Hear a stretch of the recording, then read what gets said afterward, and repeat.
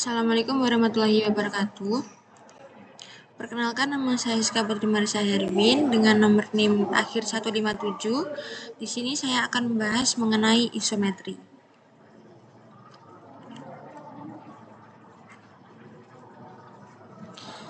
Nah, isometri sendiri mempunyai definisi, yaitu definisi 2.2.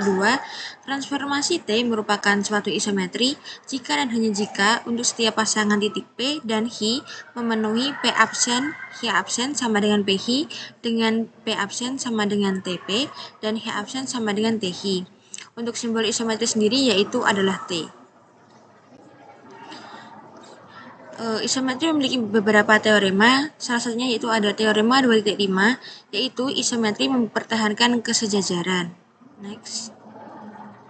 Nah, untuk bukti dari teorema tersebut yaitu adalah yang pertama, T suatu transformasi G sejajar dengan H itu merupakan premis.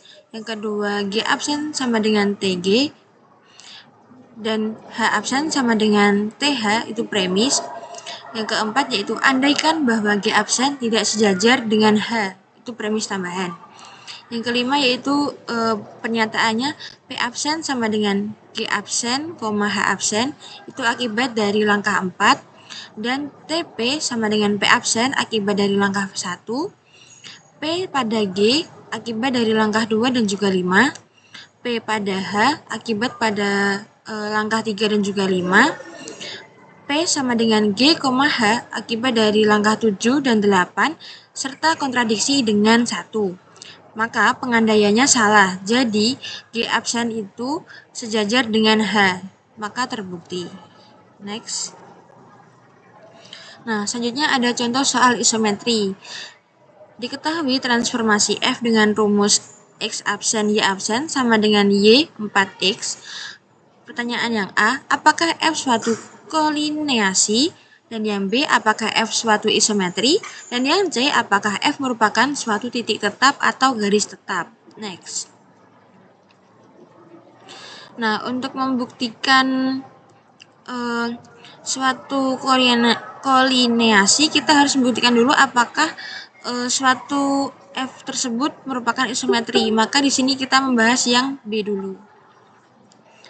Nah, misalkan A itu X1, Y1 mempunyai peta A absen yaitu X1 absen dan Y1 absen, dan B X2, Y2 mempunyai peta B absen yaitu X2 absen dan juga Y2 absen. Maka A absen kali B absen yaitu adalah akar dari X2 absen min X1 absen kuadrat ditambah Y2 absen dikurangi Y1 absen, dikurangi akar dari Y2 min Y1 kuadrat ditambah 16 kali X2 min X1 kuadrat.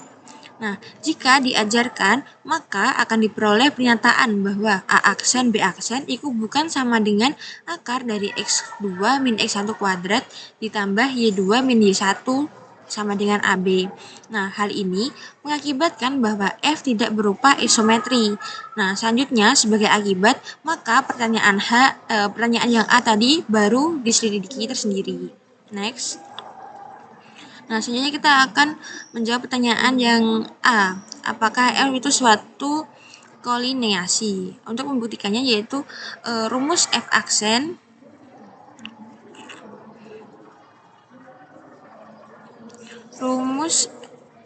turunan F itu dapat ditulis X sama dengan 1/4 Y aksen, di mana Y itu sama dengan X aksen.